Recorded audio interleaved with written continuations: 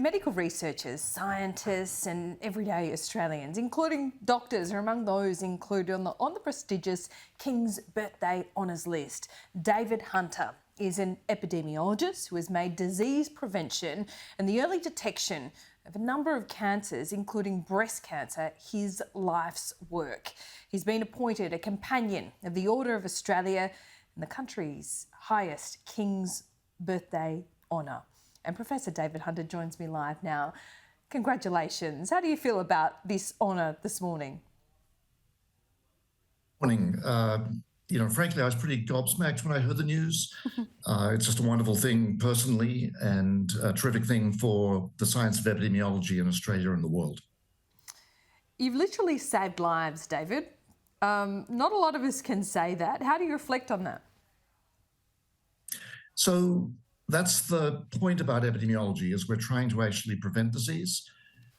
It's actually quite hard to prove in many cases that we've actually saved lives, because we're trying to give people advice that will help them prevent getting disease, trying to do things in society that reduce the risk of diseases that can kill people.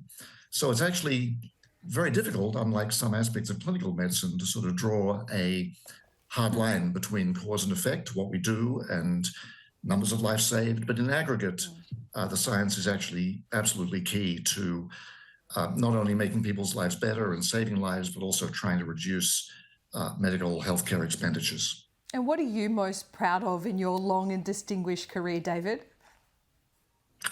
Wow. So one of the great things about epidemiology is that in a single career, you can study many, many different diseases. So I started working on AIDS in East Africa when the epidemic was at its peak, and made a sort of minor contribution to helping introduce some of the life-saving drugs that many people thought we would never see for HIV in Africa. But it was a minor contribution. I moved on to work on cancer research, and there it's really been about establishing risk factors for disease. We, in the 1990s, moved into genetics and participated a lot with a lot of other people. Epidemiology is a team sport. It takes a lot of terrific colleagues, hardworking colleagues, to put these big studies together. And we were able to establish that in addition to the single genes that many people are familiar with that are associated with very high risk of particular cancers and other diseases that often run in families, there's this thing called polygenic risk.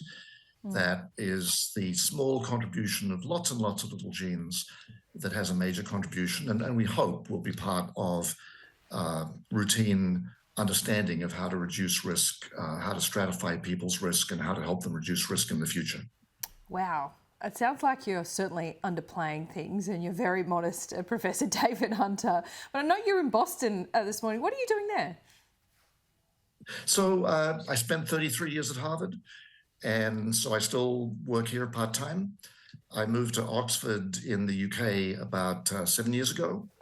The reason I moved there was the opportunity to set up a big new study. It's called Our Future Health, and we hope to enroll many millions of people in the UK and then work with the national health system to help them reduce their risk of specific diseases, not just cancer, but diabetes and heart disease, and really translate a lot of the scientific findings into actual practice and into prevention, population health prevention, as well as helping to postpone ill health and disease to reduce the costs to the national health system in the UK. Wow, your contribution has been just amazing, giving back to not only Australians but the human race more generally. I don't want to understate that or overstate that this morning, but is that what has been most satisfying about your job? Absolutely. I did train in medicine. I worked at Sydney Hospital. I worked at North Shore Hospital.